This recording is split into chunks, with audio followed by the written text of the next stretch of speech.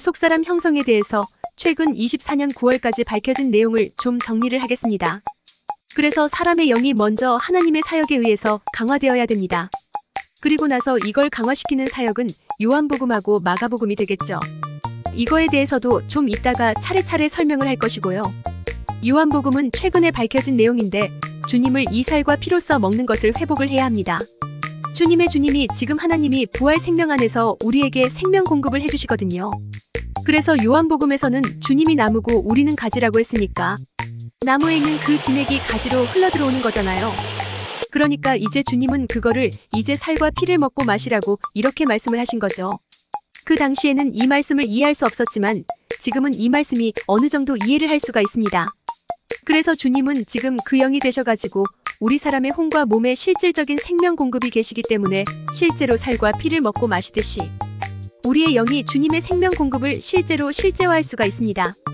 그래서 이거 하는 방법은 예수야 당신이 나의 살과 피가 되줘서 이렇게 해도 되고요. 이렇게 기도를 하면서 말씀을 먹든지 묵상을 하지 말고 기도를 하면 되겠죠. 살과 피가 되어 주소서 주님이 나의 살과 피입니다. 이렇게 하면 됩니다. 간단하죠. 근데 이게 진짜 이렇게 되려면 합당한 목표를 합당한 흐름 안에 어떤 있어야 이게 또 돼요. 사실은 그래서 이 시대 사역이 그래서 필요하다는 거죠. 시대의 사회관에 있으면 최종 목적지를 아는 상태에서 이렇게 영을 회복하고 속상함을 회복하는 것이 굉장히 쉽지만 이 시대 사역을 모르면 왜 내가 신령하게 돼야 되는가, 영을 회복해야 되는가 이런 거에 대해서 잘 목표가 불분명하면 우리 안에 그 영의 움직임도 그렇게 활발하게 일어나지는 않습니다. 그게 왜냐하면 하나님도 목표 불분명한 생각을 가지고 우리 사람의 영을 이끌면 안 움직이시거든요. 합당한 목표를 가지고 있으면 쉽게 움직이시죠. 그래서 제가 계속 가끔씩 강조하지만 이 시대의 사역을 제대로 만나야 된다.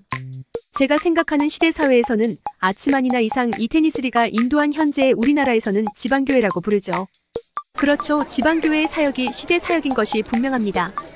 제가 봤을 때는 이 세상에 많은 사역이 있겠지만 불완전한 사역들입니다.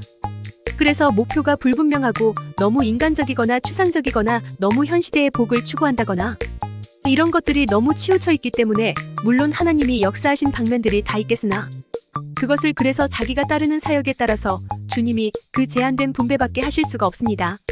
이 시대의 사역을 따르면 완전한 분배를 다 누리면서 대신 이제 하나님의 목표를 추구해야 되겠죠. 의무사항은 있는 거죠. 그래도 최소한 그렇고요.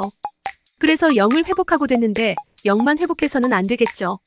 우리 혼의 방면도 이제 어둠에 쌓여있는 부분들이 아주 많기 때문에 하나씩 회복해 나가야 하는 것입니다.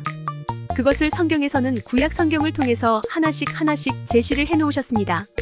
그래서 이제 창세기부터 보시면 하나님의 생명이 사람의 혼에 들어갈 때 아브라함을 먼저 부르시잖아요.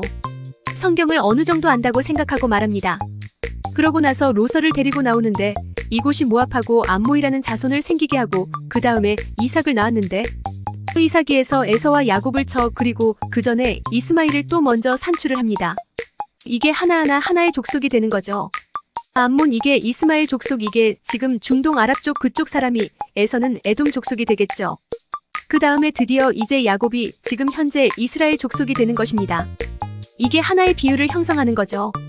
그래서 왜냐하면 하나님의 생명이 우리 사람 생명으로 퍼져나갈 때 이런 파생되는 연인이 생길 수 있다는 거죠.